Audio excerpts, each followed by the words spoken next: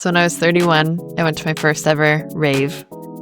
And for context, I never really partied through my 20s. I never went to a rave. I would see people going to raves, adorning themselves in neon clothing and glitter on Facebook. And I'd be like, this is stupid. What are you guys doing? And I hated house music. Whenever I heard it, I was like, this is so annoying.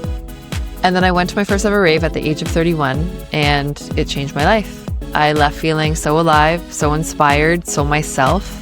I would get business ideas on the dance floor. It would just like set me straight. And so I would say that was the moment where music really changed me. I went on to being this like secret raver because I had a bit of shame about it at first. I was 31 and again, don't. Really awesome. Now I don't. No, now I don't. Now I'm like so proud about it. But I couldn't deny how powerful it was. And specifically house music and electronic music, EDM, the way it's formulated for your brain, like to, you know, it's medicine. And now I believe it is the most important thing ever. Hence why I started my own dance and music movement through my DJing and through Reunion. And I think my first taste of electronic music was from the movie Blade. When Heatseeker dropped, something inside of me was just, okay, I like this. So I'll be sitting there with my cassette player, recording, going back, record again, and then create a playlist. What kind of electronic music really gets you going? Anything from disco house to Afro house to tribal to stutter house to melodic to progressive. But really, in all those things, my mission has always been the same, which is to help people to feel their best so they can do the damn thing that they were born to do. Because I believe that it's no mistake that everyone has the gifts, the skills, the interests inside of them, and that they're in us for a reason, and that we're meant to bring them to the world. And nothing makes me more excited when someone comes to me sharing what that dream is of theirs and either helping to bring them to the world or witnessing them bring it to the world. It's just so clear that while there's many modalities out there that are very supportive for our well-being and our health or sense of belonging, nothing compares to that of which I personally experience on a dance floor, at a rave, at a show. Music can move people, but some artists move culture. Today on Zen and Now, we're sitting down with a woman who transformed passion into purpose and sound into influence. We'll talk about her journey, her challenges, and how she's empowering women in the 21st century, beyond the stage and beyond the spotlight. Help me welcome Rachel Molenda, aka DJ Rae, to the show.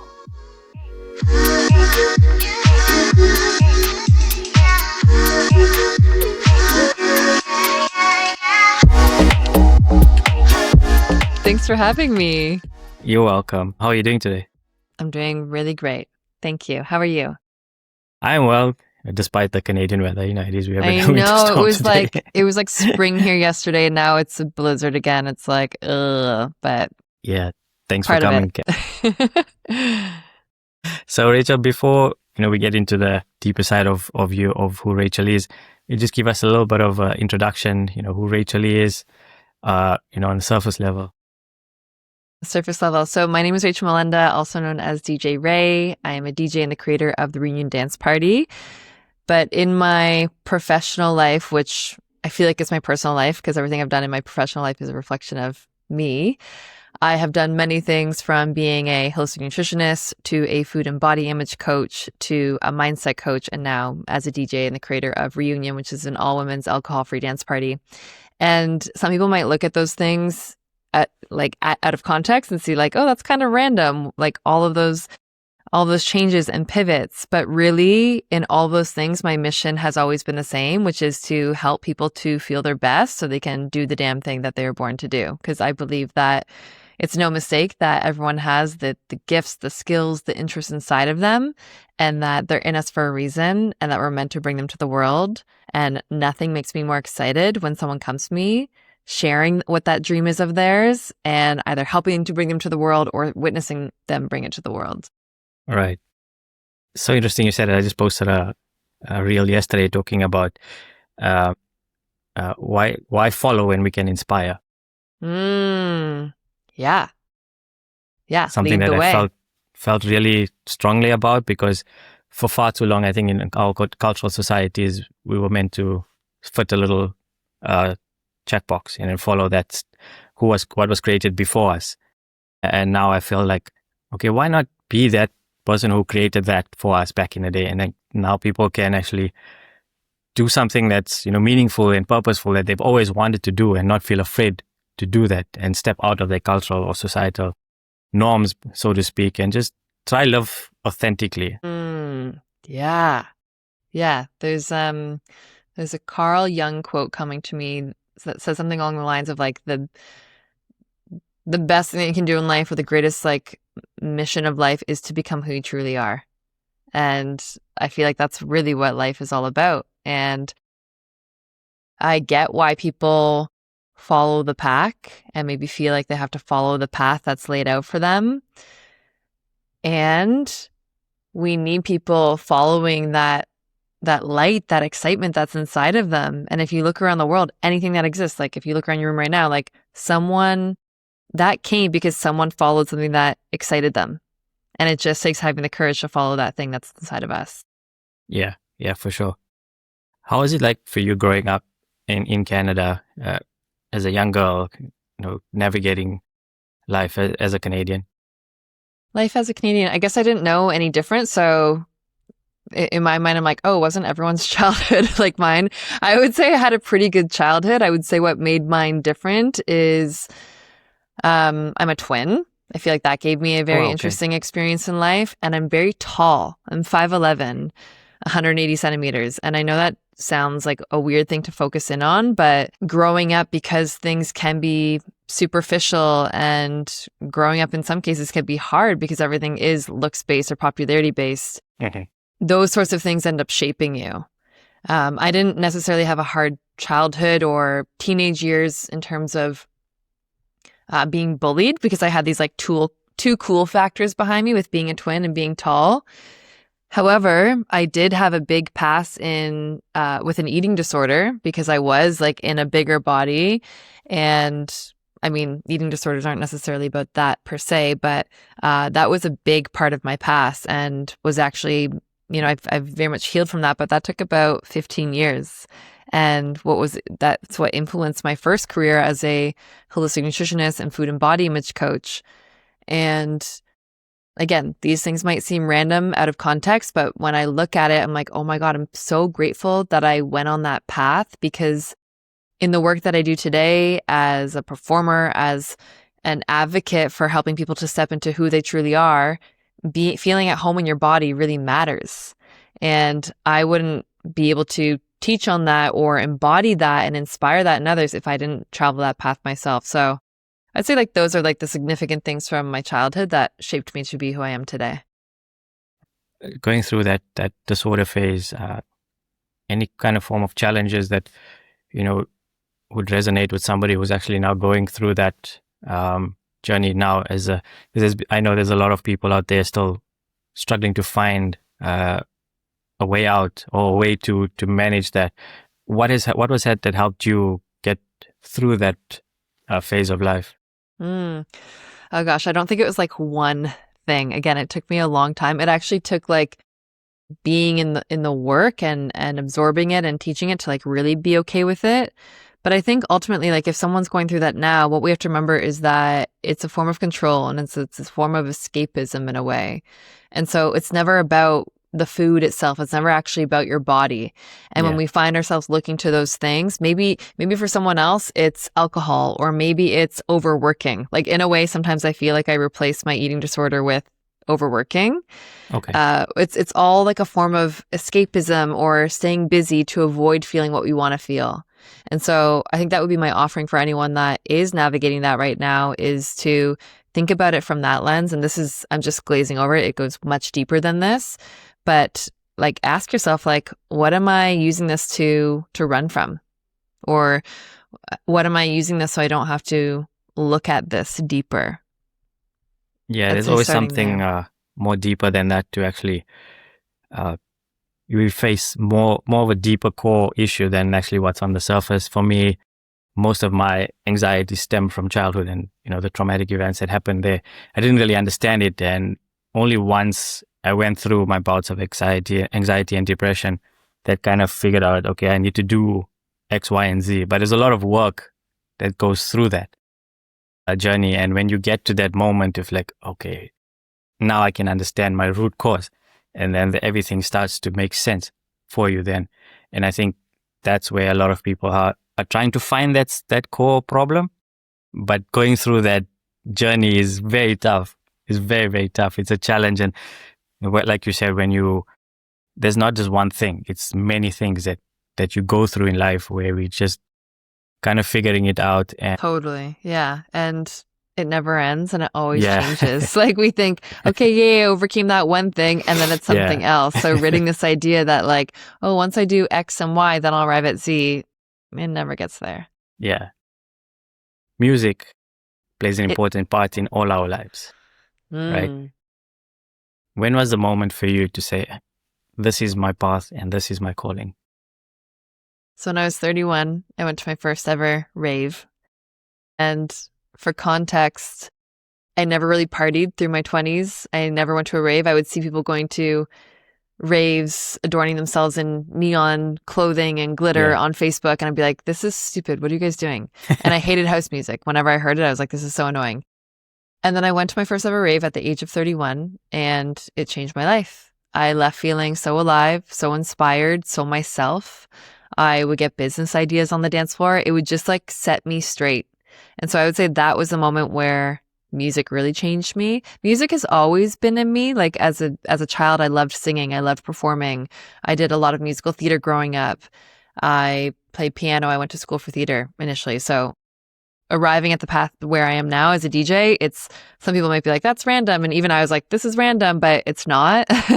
But yeah, music really did change me at that point. And you know, I went on to being this like secret raver because I had a bit of shame about it at first. I was 31 and again, don't. It was awesome. now I don't. No, now I don't. Now I'm like so proud about it. But again, I'm a twin and my twin lives this more conventional path, works a 9 to 5, got married, had a kid, la, la, la. And then there I am like wearing glitter and quote unquote weird clothing at a rave. And I'm like, what am I doing? But I couldn't deny how powerful it was. And specifically house music and electronic music, EDM, the way it's formulated for your brain, like to, you know, it's medicine. Just like the way. I agree. Yes. And dancing, like the technology of dancing is something that's just inherent to us and the community aspect. And so I think bringing all those things together really shaped me. And now I believe it is the most important thing ever. Hence why I started my own dance and music movement through my DJing and through Reunion.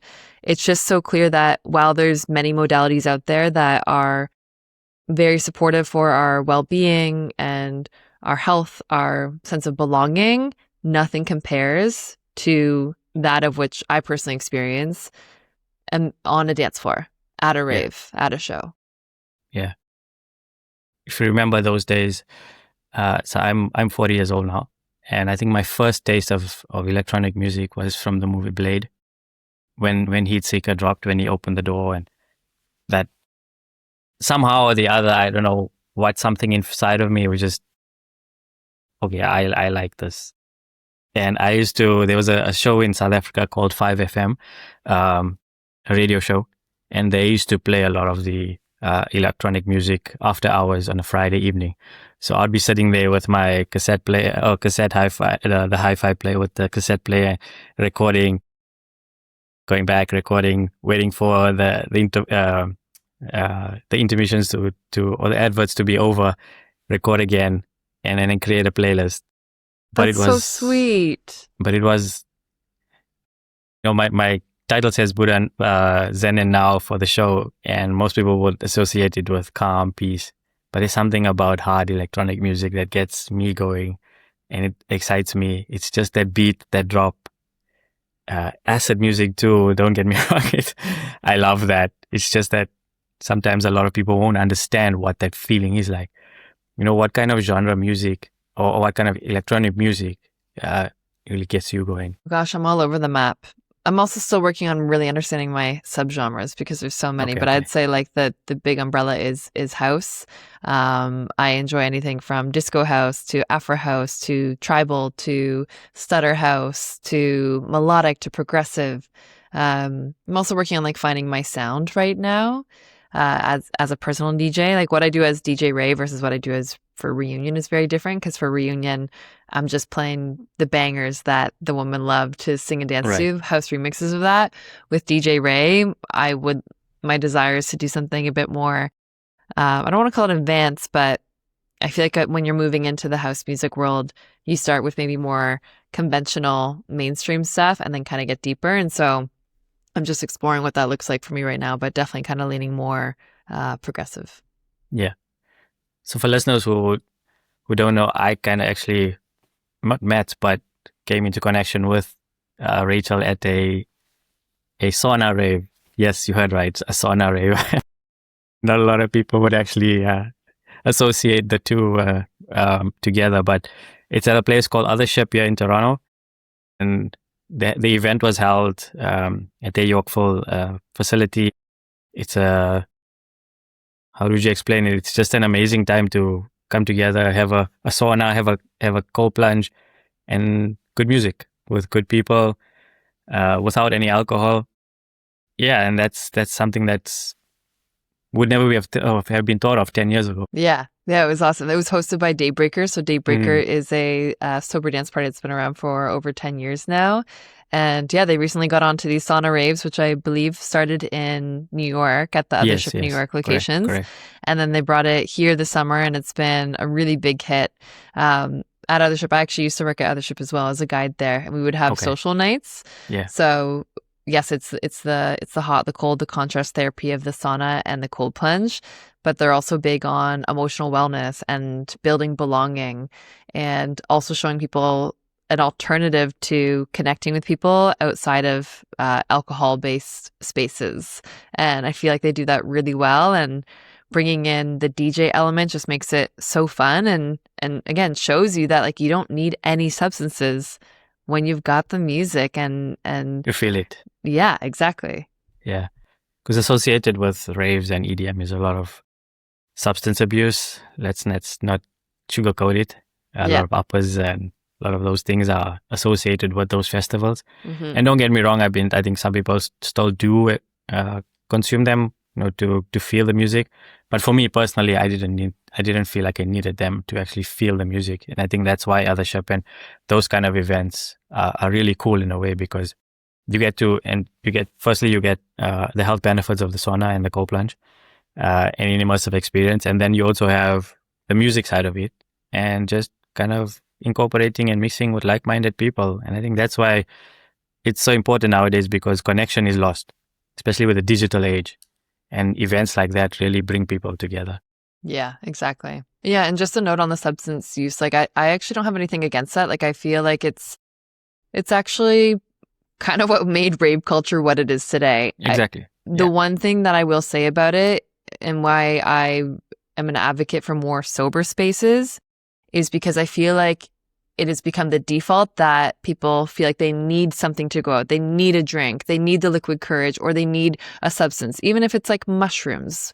It's like it's just assuming that like we can't access those things ourselves. And my wish for everyone is to just experience what it's like to be in a completely sober state when it's just you, the music, dancing, and community, to see that you can actually create some of those similar experiences just by yourself. Just by your own medicine. Like you are the drug.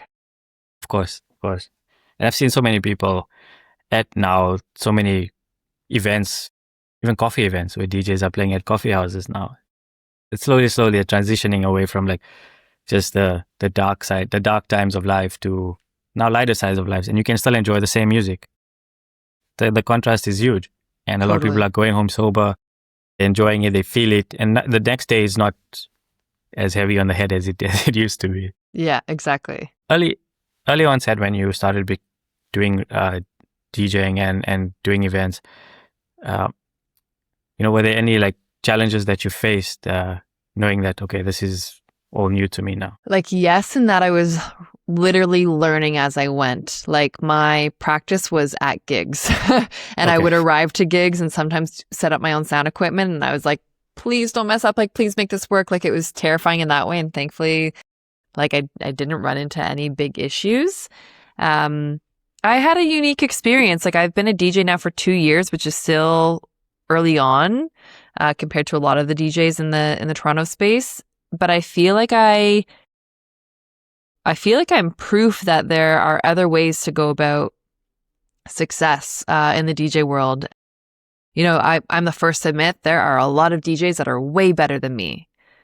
And what I've learned through my journey is that it's not about being the best. It's about being the best at being yourself and doing the thing that makes you feel most alive. And so what I know to be true and why I never even like discounted myself for my rates at the beginning is because I was confident that, okay, I might not be the best DJ in the world, but I know what happens to me when I play music and when I get lost in the music and the energy that comes through me and what you're going to feel as a result of that. And that is consistently like the most consistent thing I've heard from people that have been in my audience. If they're like, you know, I love your music, but I just love watching you because it's contagious. Yeah. And so that's how my journey was different. And in terms of opportunity, I mean, I think it was also different because I created my own opportunity. For a lot of people, they don't have their own party. And so they're relying on gigs and DJs and promoters to get booked. For me, I have my own party. So I was doing it all myself from the get-go. And that kind of gave me some street cred to then get booked from other people. So if anything, I've had like a really positive, unique journey as a DJ.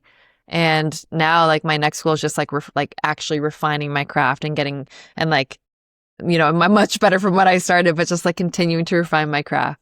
Yeah.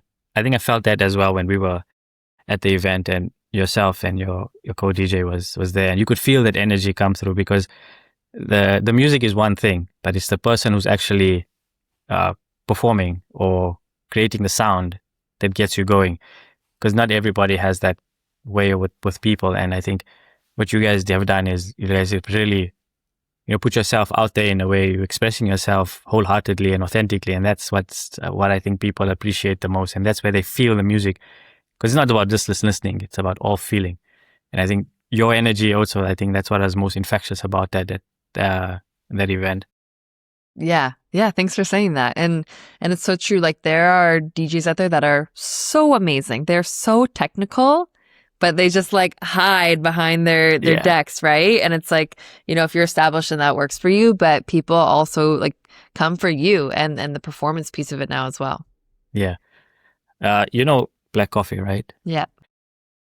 So the first time we've ever actually seen him live performance, even though we're from South Africa, he's from South Africa, was in Montreal. We saw him live, like all over, like from one continent to the other. And there's something about him, you know, his left arm is non-active. I didn't even know that. I didn't know that either. Yeah. So if you watch his set, just take a note of his left arm. It's totally non-active. Including his hand? Yeah, he's totally, he just DJs with his right hand. Wow. Cool. Okay. But the sound he creates, you wouldn't think. Like you said, people are technical, but for him, he feels it too. So he doesn't really need his whole body. But he just feels the music, he listens to it, and he knows when his transitions are in it. And I was like, my wife actually mentioned it to me. I was like, no, man, I didn't even know that. But it's just, you know, those little small things you don't really notice of a DJ, but they're creating those sounds just because they actually love what they do. I'm going to go watch a set of his and just see how he does it. Like I'm thinking if I DJ'd with one hand, there's a lot you can do with just one hand. But then I'm like, how do you filter? Like there's certain things that like you need to have two hands or are nice to have two hands. I'll have to think about that. Yeah. Have a look. Yeah. It's an awesome experience and I seen him, like you see him grow from where he was to where he is now, like a global brand. Black Coffee is a global brand. Is that something where, you know, you yourself see yourself getting to? Yeah, I do. Again, I think it's going to be a bit different. Like, even though I would love for DJ Rae to be gracing festival stages, what I would love even more so is for my party reunion dance party to be on festival stages, like bringing that experience that we bring at our dance parties to the masses, and you know, also lifting up, supporting women artists, women DJs that aren't often as represented on lineups. Yeah. Don't go anywhere. We'll be right back after this short break.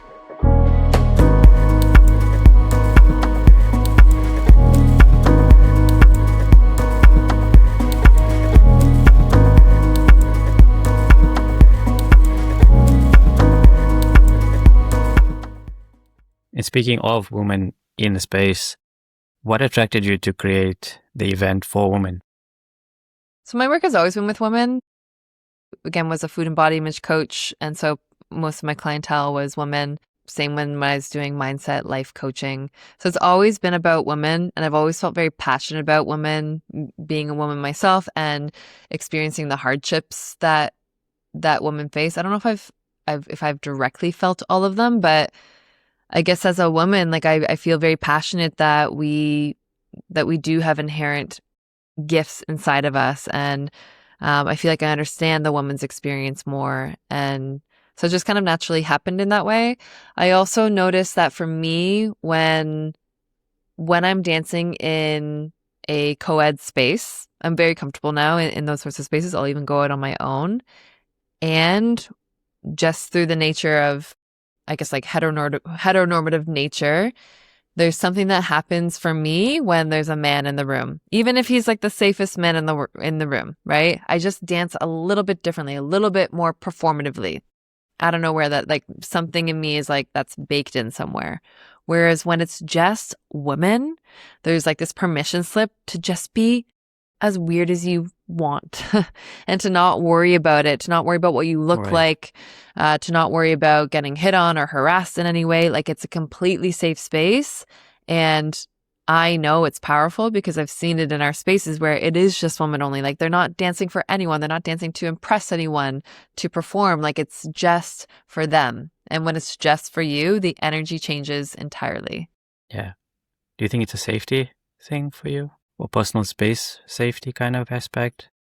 Yeah, I mean, I do okay in co-ed environments. I think because like I like when I get lost in the dance, I think I just give off this energy of like, don't talk to me. Like, Right. I'm a big advocate for like, don't talk to me on the dance floor. Like, that is like sacred time. And so, and like being tall and everything, like I just feel like I can kind of create a bubble around me. But I know for a lot of women, like it's normal for them to get like hit on or harassed like all the time, or especially in club spaces. And if we're not going in club spaces, then like, where are we going? Like, people ask me all the time, they're like, where do you go out and dance? I'm like, I don't know. I don't go out to dance. I go to follow DJs and then I in turn dance. But it's a bit of a different environment versus going to like a club where maybe the focus is just on like picking up. No, for sure. Yeah. 100%. I think what you've created for women is, I think it's amazing because everybody wants to feel safe, especially when they go out and want to enjoy themselves and they want to, break loose, and they don't want to be thinking about, oh, is this going to happen to me today? Is there somebody going to come up to me today? And yeah, it does kind of put you in a space of not 100% being authentic or letting loose. And I think that's where it comes from especially for women, because when you're having your event, there's no issue of that. And I feel a lot more women appreciate to be safe when they're actually going out and living their life as well. Not just in a musical space, but everyday life, right? Yeah. Not everybody, even for us males, we don't want to be in a space where our energies are also going to be threatened in a way. Yeah. Yeah, completely. Yeah. But what you're doing for women is pretty awesome, and I commend you for that. Thank you. Thank you. Yeah. When it finally clicked for you to say, DJing is my thing, I found my sound, and this is where I want to do, where I want to go in life, did you like put the mindset coach aspect on hold, or does it incorporate into your space as well now? Yeah, good question. I feel like I'm actually still mindset coaching, but on the dance floor. Yeah, I feel like I'm doing the same thing. I'm just like not on Zoom and like directly coaching, but I feel like it is a mindset shift. So that's why I call myself like, I'm like Tony Robbins and Diplo if they had a baby. And if anyone listening doesn't know who that is, Tony Robbins is like one of the most iconic men in the personal development space. And then Diplo, a big DJ for many years.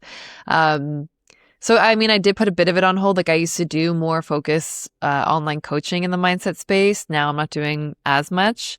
I'm bringing it back in a little bit, but more so focusing on DJing and reunion. Favorite trance artist? Trance artists? Or favorite EDM artist at the moment?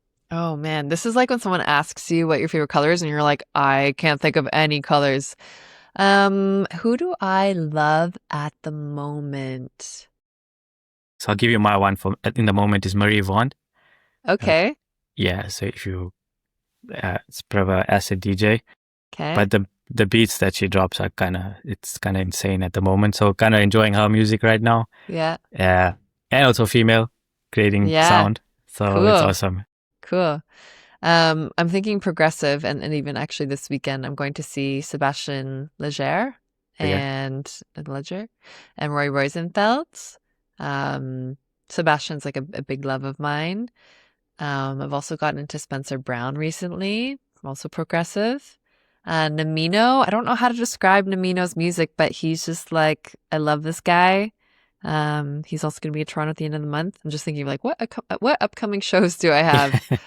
That's cool. That's cool. That's awesome. Yeah. Yeah, we grew up with the sounds of Tiesto, Steve Aoki. Serge is a South African DJ, but just dropping progressive sounds in terms of they're always pushing the boundaries, always pushing the envelope of sound. And when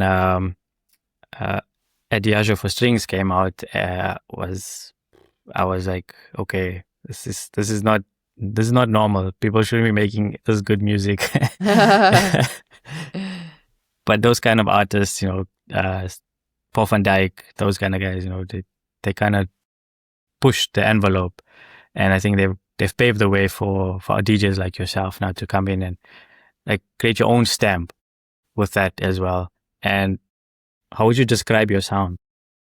My sound, I'd say it's bouncy. It's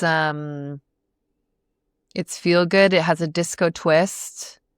I love a good build up and a drop. I will say that. Yeah. Yeah, I would say it's bright, but I can also go like a little dark. But I think like most sets that I play are like pretty bright. Do you play from emotion? How are you feeling at the time?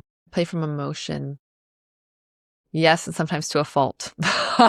Meaning like I've DJ'd reunion dance parties, for instance, or created my set lists, and depending on my mood, it might end up very like bouncy and like uppity and bright, and sometimes it might be like more dark. And I actually think the dark is light, and I love that. But not everyone's like ready for that, or it's not their vibe. And so I try to think more intentionally now for my audience. I'm like, okay, what do they want? And for the reunion crowd, I've really learned they just want it to be bright. Like, unless we're saying like this is a like place to go inward and dark and like we're gonna get bassy, we usually try to lean pretty bright. And then it also depends on the gig. Yes, you can play what you want, but you're also playing for your audience. Yeah. Mentally, what kind of challenge is it for you to stay ahead of the game or to keep producing, good sound? Is there a challenge for you, or do you feel like this is some days I can't? Yeah, I mean, there's so much more that goes into DJing than the actual performance. Like I wish performance was the only side of it. Honestly, I spend a lot of time marketing myself. And so like I feel like the narrative that's often alive in my mind is like, oh, I just want to I want to spend time like looking for music or like cleaning up my USB and get refining my sound and cleaning up my crates. But it's like, it always feels like there's something else I should be doing. And that's like the extra bonus thing I get to do. There's so much new music being dropped all the time. And yeah, so like just staying on top of that can feel like a lot at times. Yeah. Because I think a lot of us, when we do feel down, music is something that, an avenue that we all reach for to feel good again. And there's certain moments where certain genres just put you in a space where, love music, or like I love all kinds of music. I think I started my collection in 2003. Yeah. And just bolted up from there. Yes, I did the LimeWire. I did the downloads. LimeWire! What a time. or if you're old enough to understand what Lima Yeah. is. Wow. Yeah. And I think that's the, building up the catalog for so long, you kind of like listen to a sound and you know your sound when you feel it. And you go back to those moments when you're feeling times of when you're in depressive modes or anxious modes, and you just, okay, take a step back, let me go to that playlist, and it brings you up again. That's how music is, or what it is for me. Does that do the same thing for you as well? Yeah. Yeah. I have certain playlists for certain moods or certain songs that I know that I'm like, oh, I could go for a good cry right now. Let's line up this track. Or, okay, I need an energy boost. I need an energy change up. Let's listen to this. So yeah, it's because it's all energy. It's all frequency and vibration. So whatever you're feeling through the music is like, that's what comes through. Yeah. Through you. Do you incorporate that into your coaching as a mindset coach as well? Like, does music like form part of their education, say, so to speak? In a way, like I structure my coaching like performances. So if I'm doing a group coaching call, like we're like when people get on the call, there's music, we're dancing, we're like getting into it. Like I think it's so important just to change up the energy before you get into it. I also create playlists for my coaching program. So there might be like, oh, here's the new playlist for the week, like as we focus on this. Because again, music can really influence that. Yeah. Recently, we attended a Qawwali. Do you know what Qawwali is? Sufi music. Yeah. Okay. So it's an Indian form of music, sung through poetry, or the way poetry is sung, with the Toronto orchestra, the open orchestra, and the two sounds that came together were just magical, because here we were thought never classical Indian music mixed with traditional sound would come together. And I think that's why music is such a beautiful way, that we don't really push the boundaries until we actually try it. Do you kind of experiment with your sound as well? Not yet. I also don't produce yet. So I haven't made any of my own music yet, but that feels like that's starting to come through. And I'm excited to think about the ways of exploring sound and pushing sound. And even as I listen, there's things that I notice that I feel really drawn to, that I'm excited to bring together and hopefully create something different. I saw a post on Instagram or something a while ago that talked about how everything just sounds the same now. And like it goes against like what DJing was all about, or producing was all about, what raving was all about. Like people used to go to raves to have their mind blown in a way. Like nothing makes me happier when I'm listening to something. I'm like, what is going on here? Like, what is happening? My brain can't even compute it. And I'm like, I like it and I hate it and I like it. It actually like itches my brain in such a great way. And I love when music does that. Or like, I love when music is predictable, when I can predict like a build up and a drop, like that's satisfying. And there's also something so satisfying about listening to something where it just takes your brain on a journey. You're like, what is happening? This is, yeah. You take me back to that movie, Ratatouille, where he puts the cheese and the strawberry together. Oh. And he meshes it and you get in and like, yeah, what is happening? Yeah, like that. Yeah. And I think that's so powerful because it takes us out of our default automatic daily state that we're so used to being in, and invites us to try on a new perspective. Like that is the way that we access new perspectives, because we literally feel and think differently when we're in those states. Yeah. I attended Tiesto's concert in 2007 in South Africa. It was at the time South Africa was also playing the World Cup rugby, and we were successful in that tournament and we won it. And just after that, the event, Tiesto played, and it was under a bridge, under a highway. And it wasn't the normal crowd that you would, I'd say conventional crowd that you would have. It's more like people who actually understand what rave is. And you could see there was no issues, there were no problems like we have the non-alcoholic events. It was like that. There was but a lot of people, there was no issues in that event. And I felt rave music at that time, or EDM, was that kind of space where people were feeling more of the music than just coming there and to have a good time and, sometimes cause a bit of problems. But rave music for me is something that you really either feel it or you don't. It's not a commercial thing for me. I'm just being honest with how I feel about it. And that's where I think I love the music, is because it's a unique sound that some people just don't hear it at all. And do you have those moments where you hear a sound differently to somebody else? Different from someone else?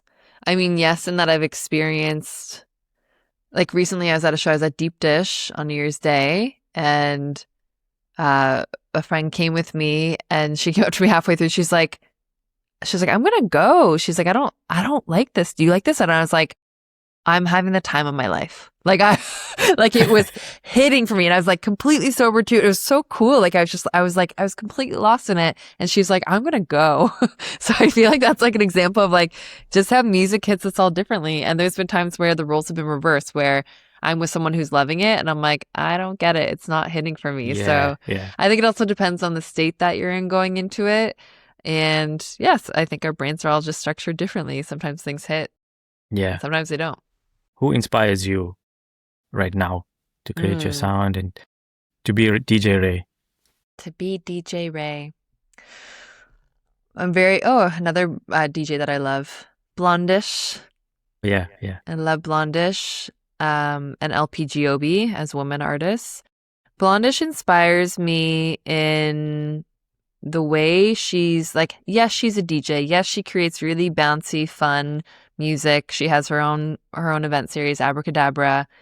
And it really feels like it's about what I'm doing with Reunion too. Like her thing is like, everything is energy. And we have the capacity to change the world when we remember that everything is energy, and to spread that joy and to spread that playfulness. And so the way that she shows up in her shows, like that, like I would say music wise and performance wise, and what she's doing building Abracadabra, I would say that's like a direct inspiration for me. Music wise, LPGOB really inspires me, just in the way that she brings in like live instruments in her shows. I'd say those are the top two. I'm sure there's plenty more. I guess Carlita. How did I forget Carlita? Carlita's one of my favorites. There, it's coming to me now. Yeah, the more we speak about it, the more it hits. Yeah. It's kind of like, oh yeah, that moment. Yeah, exactly. How do you stay grounded, in such a male-dominated career, so to speak? Because how do you stay grounded? How do you stay focused? And how do you stay true to your passions?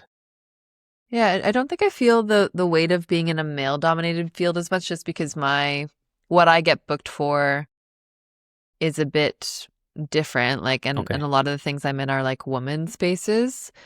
So you try and stay into the woman space more than not necessarily, but like that. Just, I mean, a lot of the time I'm DJing my own parties, or I get booked a lot to DJ other women parties or women PR events or brand events. I'm not so in the club space yet. Festival space I'm dipping into more. I'm really enjoying that. I mean, I did have an instance recently with a male DJ that like kind of left a bad taste in my mouth, of just someone that wanted me to like open for, I guess, one of their parties, or open for them wherever they were playing. And just the way that the inquiry was positioned was very much like, it's almost like, you are so lucky to come into my space, and there's like this condescending sort of feeling to it.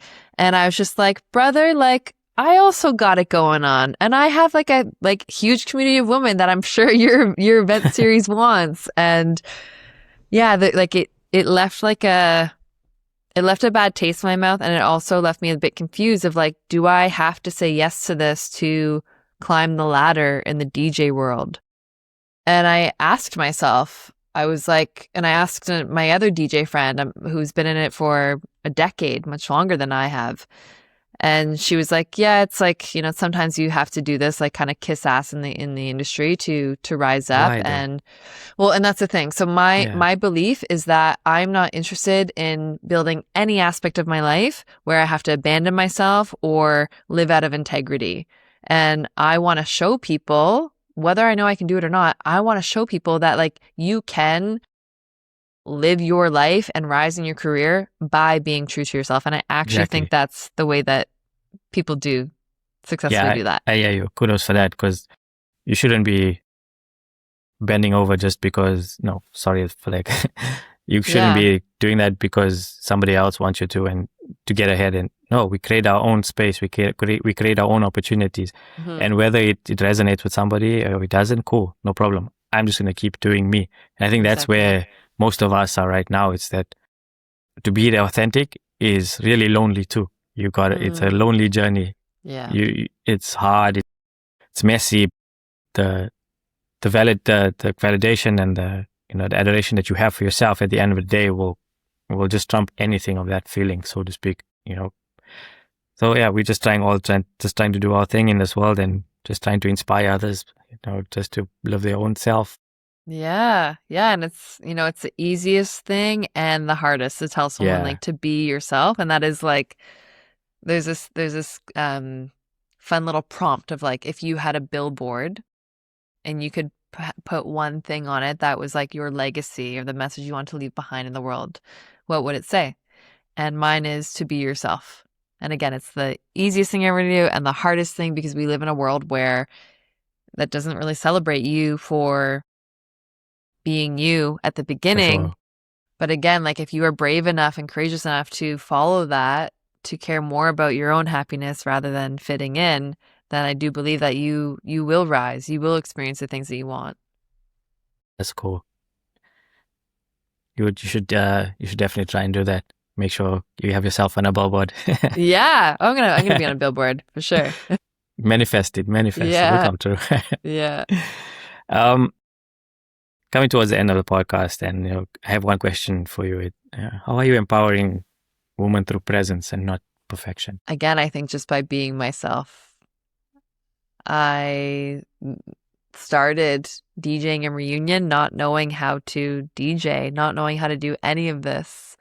And I think, like, yes, Reunion is a fun woman's only dance party and that's what people see. But when you understand the underlying story behind it, you'll see that it's so much more. And it is a story about someone that put perfection on the side to simply do the thing and to show people that you don't have to be perfect. You don't have to be the best to do this, and that people actually appreciate your humanness more than anything, because when they witness someone being human, it gives them permission to be as human as they are. And I think just my presence, I think I had a perfectionist side growing up, but not really now. Like I'm very much like a done is better than perfect. And it doesn't mean I don't care about the quality of my work, but it's just like, just being who you are and showing all aspects of yourself, the highs, the lows, the goods and the bads. It's, I think it's that permission slip to be our full human self. Lovely. I don't know if I should say this during the podcast or not, but I think I have a title for your first single. Be Yourself. Be yourself. Of course. Sorry. Okay. I will send it to you when it's out. Manifestation in progress. I love that. I actually love that. Just something that came to me. I was like, should I share it? Shouldn't I? I love that. Thanks for sharing. I'm inspired by that. DJ Rae. Be yourself. Be yourself. It's your first single. I love that. I love it. No, thank you, Rachel. I appreciate you taking the time out today. And, guys, DJ Rae, everybody, just telling us to be yourself, and that's what all we want to do in life. And I hope you take something out of this conversation with us today. Hope it resonates with you. Manifest, go out and play your favorite tunes now if you're feeling it. Just feel it. And guys, thank you so much for everyone who joining us today. Thank you, Rachel, for sharing your insights. I really appreciate it, and I look forward to seeing you at another event soon. Just come out and jam with you guys a bit. Feel the music. So thank you so much for being you. And, guys, until the next one, thank you, Rachel. And thank you, guys. Stay Zen. Thank you. Thank you. Thanks for having me.